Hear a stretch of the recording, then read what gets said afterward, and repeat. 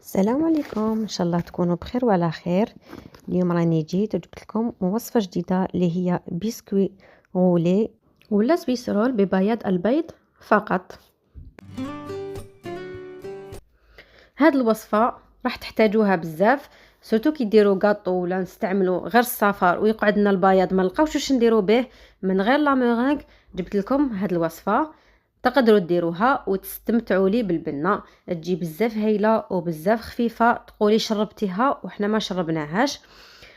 وجبتها لكم بمقادير بالميزان وبالكاس، يعني درت كاع مجهودي، حسبت لكم درتها لكم بالميزان، واللي ما عندوش الميزان يقدر يستعمل الكاس بمقادير مضبوطه.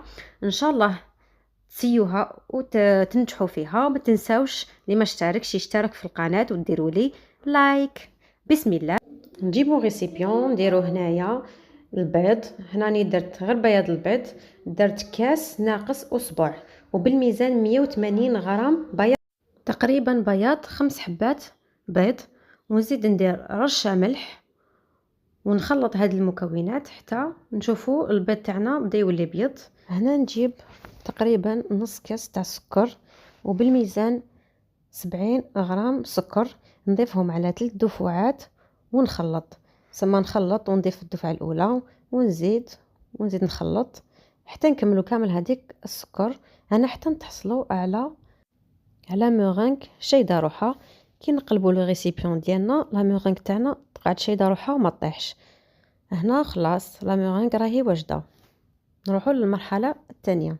دوك هنا نجيب نوت ريسيبيون ندير فيه شوفوا هنا نص كاس تاع حليب، وبالميزان 90 غرام حليب. هنا الحليب يكون حليب عادي، ما راهو سخون ما راهو بارد. نزيد عليه 4 كاس تاع الزيت، 25 غرام زيت، ونزيد كاس غير ربع تاع فرينه تاع الطحين. هنا الفرينه من الافضل نكونوا غربلناها من قبل. وبالميزان 80 غرام فرينه.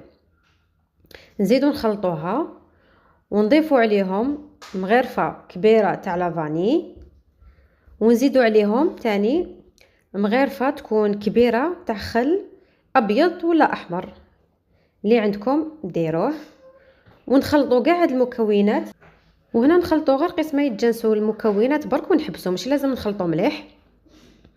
هنا بعد ما نخلطهم نجيب لو ريسيبيون اللي فيه هذيك لا مورينغ اللي طلعناها، ونبدا نضيف عليها ربع الكميه، نضيفوا على هذيك الخليط هذا الثاني، ونبدا نخلط من الفوق للتحت. هنا باش ما نطيحوش الخليط نخلطوا قبل من الفوق للتحت بالعقل، ومن بعد نجيبوا لا مورينغ كامل ونزيدوا نضيفوا عليها هذا الخليط الثاني، ونخلط كيف بنفس الطريقه من الفوق للتحت باش ما يطيحناش الخليط ويقعد كيما نخدموا جينواز، كيما نخدموا رولي عادي، نفس الطريقه.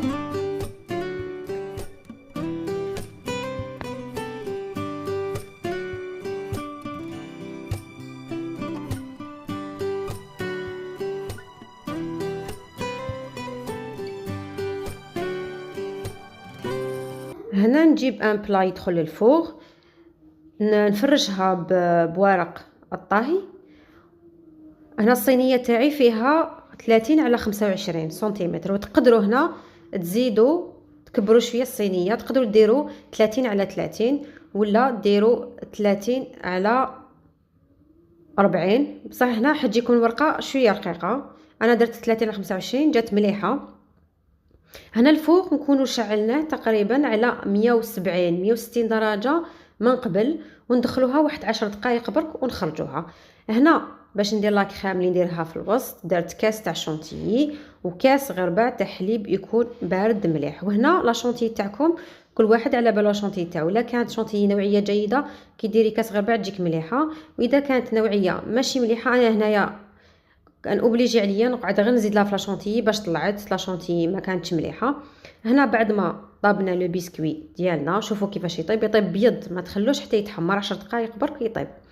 هنا راني رشيت عليه سكر غلاس من الفوق باش اذا كان كاش بلاصه ما نشفتش مليح ولا ما تلصقليش في البابي كويسون كي نعاود نقلب البسكوي ديالي.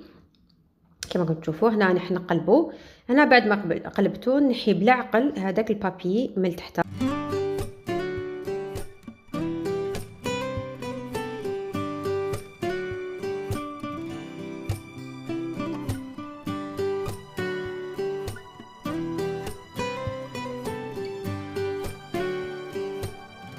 هنا راني حنروليه. هنا مازال ما بردش مليح، مي نروليه باش يشد هذيك لا فورم تاع لو غولي.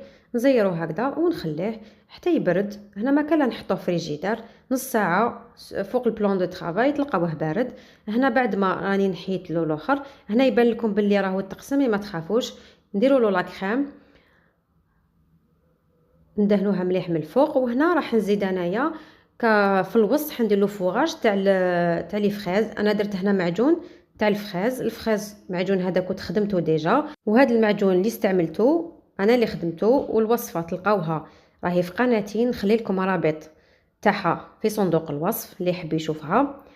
والفريز هنا المعجون هذا خليت الفريز حبات ما رحيتوش، جا شوفوا شحال يجي هايل، حتى لا كولور تاعو تجي بزاف شابه. دوك هنا نعاود نرولي البسكويت ديالي، نروليه غير بالعقل هكذا، ونزير عليه بهذاك لو بابي من الفوق ونخليه. هنا ندخلوه للثلاجه. هنا تقدروا ديروه في المجمد واحد نص ساعه حتى لساعه باش يشد روحو مليح. هنا باش كي نديروا له من الفوق هذيك لا شونتيي يكون يشد روحو. هنا بعد ما خرجته راني درت له لا شونتيي من الفوق. وهنا التزيين يبقى اختياري، ديكوراسيون ديروا واش حبيتوا. تقدروا تحبوا ديروا له شوكولا من الفوق، تحبوا تعاودوا ديروا له المعجون من الفوق، ولا تخلوه هكذاك السامبل. حتى كي تخلوه هكاك السامبل يجي شباب ويجي مليح. هنا كما راكم تشوفوا راني انا ديكوريت بهذه الطريقه، ودرت له هذيك لا في دور الديكوراسيون برك. هنا نحو لها هذوك الطروف اللي دائما طروف يجوا ماشي شابين نحوهم. هنا بعد ما شوفوا راني قطعت مرسو. شوفوا كيفاش تجي اسفنجيه خفيفه، تجي هايله. نتمنى ان شاء الله تجربوا هذه الوصفه وتنال اعجابكم. تخلوا لي ارائكم بيان سور. هنا بقى لي غنقول لكم تبقاو على خير، ان شاء الله نتلاقاو في وصفه جديده ولا تدبيره جديده باذن الله. بصحتكم، سلام.